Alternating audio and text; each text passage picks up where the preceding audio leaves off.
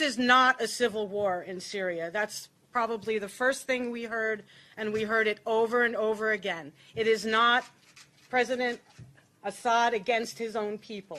It is President Assad and the Syrian people all together in unity against outside forces, outside mercenary forces, terror organizations, the names change every day or every other day to try to protect their identity and maybe keep the connection between the country that funded it and that group kind of a little bit more nebulous. But there are groups, mercenary forces, supported by Qatar, Saudi Arabia, Turkey, the United States, and underneath it, Israel, the state of Israel. And these outside mercenary forces are the ones that are terrorizing the Syrian people and are attempting to divide the Syrian people.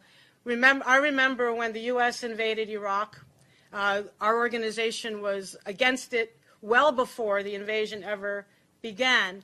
But once the invasion was over and the United States was setting up a government, we talked to many Iraqis who said, we're not Sunni and Shia, we're not Sunni, Shia, and Kurds, but the United States is trying to divide us that way.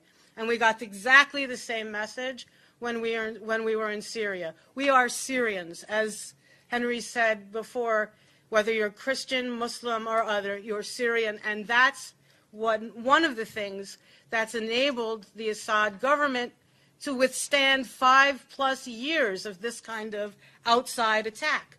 When it was time for the U.S. to unseat Saddam Hussein, after years of sanctions and 2 wars, he fell like that. When it was time, the United States decided time for Gaddafi to go, he fell like that.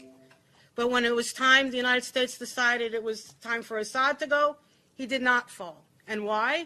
Because he has the support of 23 million Syrian people, and it was more before all these refugees were created and refugees were sent around the world.